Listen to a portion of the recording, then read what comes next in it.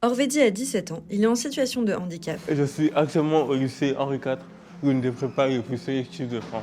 Henri IV forme l'élite. De nombreux hommes politiques et écrivains y sont passés comme Guy de Maupassant, Simone Veil, Alfred de Musset, Jean-Paul Sartre, Léon Blum ou encore Emmanuel Macron.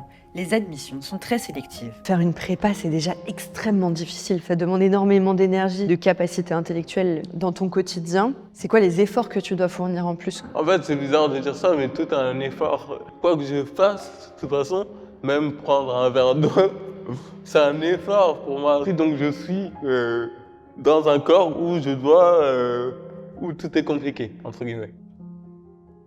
Donc là, on est dans mon internat, au lycée Jean Zay. La particularité, c'est que c'est un internat au mérite. Donc il n'y a que des élèves boursiers. C'est quoi ta morning routine d'étudiant? Généralement, je me lève assez tôt, vers 6 heures, pour avoir le temps de relire un peu mes cours. Je prends un petit cookie. Il y en a plein. Il y a plein de granulats. C'est que ça, tu passes ta vie à travailler. C'est un choix. Quand tu accèdes d'ailleurs en prépa, c'est que Tu vas te dévouer, quoi. C'est ça. Est-ce que tu peux nous expliquer, Orvedi, ce que c'est la dystonie?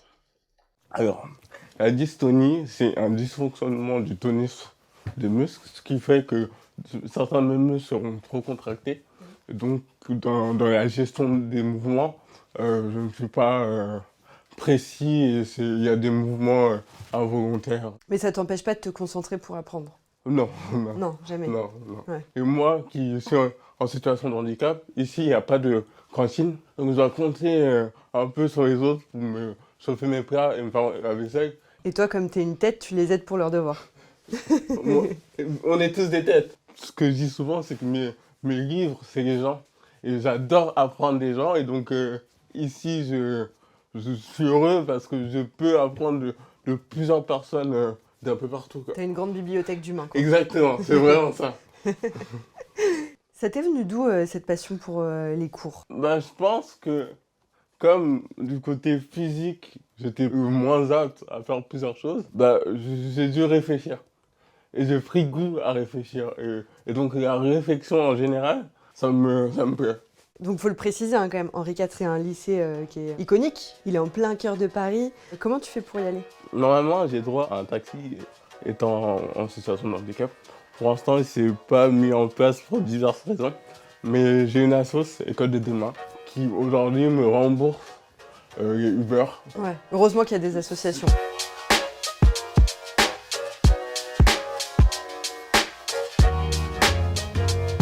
Tu parles d'une aventure, Oui, plus que d'études en fait. c'est ça.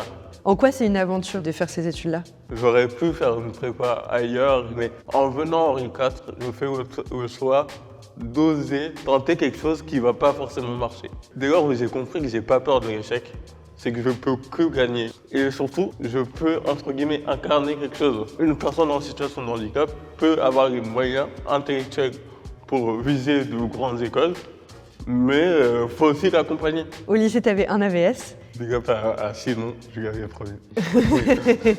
On le laissera alors. L'AVS, concrètement, comment ça marche? C'est quelqu'un qui est constamment avec toi, qui est en cours à côté de toi et qui prend des notes à ta place. C'est ça. Comment ça se passe? Est-ce que les AVS sont formés aussi pour des élèves qui ont un parcours scolaire d'excellence?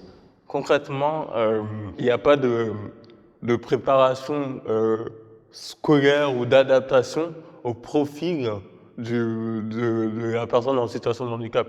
Et c'est là où réside le plus grand souci en fait. En vérité, le truc que je comprends pas, c'est l'handicap qui est présent sur le temps scolaire et aussi présent à la maison. Donc les exos de maths que je ne peux pas faire en cours, je ne peux pas non plus les faire à la maison. Surtout quand on sait qu'en prépa, le travail qu'on C'est ça. fournit à la maison, il est aussi important que celui en C'est classe. ça. Faire des grandes études. Dans une des prépas les plus exigeantes de France, c'est les notes qui priment, Mhm. mais tous les milieux ne peuvent pas y avoir accès. Ceux qui réussissent à rester finalement, c'est des gens qui ont quand même un petit peu les moyens. Est-ce que tu as vu une différence ici ou pas? Ma mère, depuis tout petit, elle a toujours eu une vision très audacieuse pour moi. J'ai eu la chance depuis le collège d'être dans le privé par le sacrifice de ma mère et par d'autres personnes. Donc, il y avait toujours une dichotomie entre les gens que je côtoyais en cours et l'environnement familial dans lequel j'ai grandi, parce qu'à la maison, j'ai reçu une certaine richesse qui m'est chère, qui n'est pas la même que eux, que je peux leur apporter, parce que j'ai connu le handicap, l'immigration, j'ai connu plein de choses dans la vie, un parcours peut-être plus cabossé, mais eux, ils ont aussi énormément à m'apporter. Si j'étais tout seul, la vie serait fade, mais j'ai la chance d'avoir des gens différents qui peuvent donner sens et du relief à qui je suis. Les autres donnent du relief à qui nous sommes. Orvidi la star. Le tchatcheur, en tout cas, c'est Liam. Non. Il a la boque. C'est un avocat, c'est ça.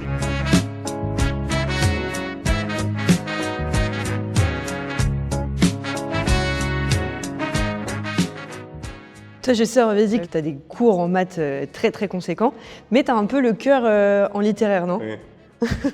C'est quoi les livres qui t'ont inspiré, toi? Pour dire vrai, c'est un livre. Et un livre plus que l'art plus classique, je pense que c'est Cyrano de Bergerac. C'est un personnage que j'aime bien, dans lequel je me reconnais un peu. Pourquoi? C'est un personnage qui est moqué, le visage du nez, mais qui est dans la poésie et dans l'intelligence, c'est hyper impressionnant et ça fait un personnage touchant. Qu'est-ce que tu as trouvé dans la Bible qui t'a inspiré et qui t'a fait aller aussi loin? Le verset de ma vie, le verset qui me représente, c'est 2 Corinthiens 12:9. C'est « Il m'a dit, ma grâce te suffit, car ma puissance s'accomplit dans la faiblesse ». Cette phrase, c'est l'apôtre Paul qui l'a dit alors qu'il est dans une période de souffrance et il dit qu'il a une écharde dans son corps. C'est Dieu qui lui dit que sa grâce à lui, malgré ses faiblesses, est suffisante. Et moi, je me dis que dans cette faiblesse que j'ai, c'est là où il y a sa puissance à lui qui se manifeste. On a parlé du fait que toi, tu crois en toi, que des gens ont cru en toi, que le fait de croire en Dieu aussi et de t'inspirer de la Bible, ça t'a fait avancer. Je pense qu'effectivement, croire, ça précède l'action souvent. Toi, quand tu doutes, tu te réfères à quoi? C'est vraiment ça, c'est des échelons où tu puisses ta foi. Il y a toi, des fois toi ça ne suffit pas, tu as besoin des autres. Et des fois quand même tout ça ne suffit pas, moi c'est vraiment plus haut la foi. Et donc la foi en Dieu, j'ai l'assurance qu'il y a un sens à ma vie. Et j'aimerais être sincère, je ne dis pas que tout est simple, je ne dis pas que bon allez-y, tentez tout et ce sera hyper facile. Non, c'est très dur. C'est dur. Il y a des fois, tu te dis, est-ce que dans une semaine, je serai à Strasbourg ou pas? Mais semaine après semaine, tu es encore là. C'est pas crois-y et tout va marcher. C'est crois-y, mets-y les moyens. Et après, la vie dispose des choses ou non qui sont au-delà de moi. Si je n'avais pas rencontré certaines personnes, je n'en serais pas là. Donc il y a un facteur. Certains diront chance, moi je dirais grâce. Un facteur grâce qui permet d'expérimenter des choses et d'en être là où j'en suis. C'est beau que tu dises ça, c'est beau que tu dises que c'est la grâce. En fait, je suis même pas sûr que je crois au mérite. Le mérite ne suffit pas. Il y a des gens qui peut-être méritaient plus ma place que moi. Et c'est là où ça me permet aussi de pas être orgueilleux, de rester dans l'humilité où c'est pas moi qui fais tout ça. C'est des gens, c'est cette grâce qui m'a accompagné jusqu'ici. Orvedi, dernière question, c'est quoi pour toi le courage?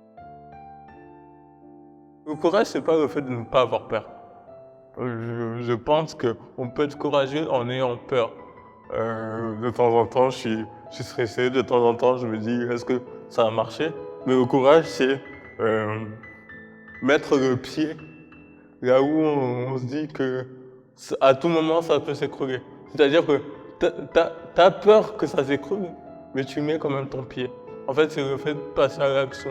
Et il faut reprendre, il faut revenir sur la Bible, c'est l'apôtre Pierre qui sort de la barque et qui essaie de marcher sur l'eau, alors que ça n'a pas de sens.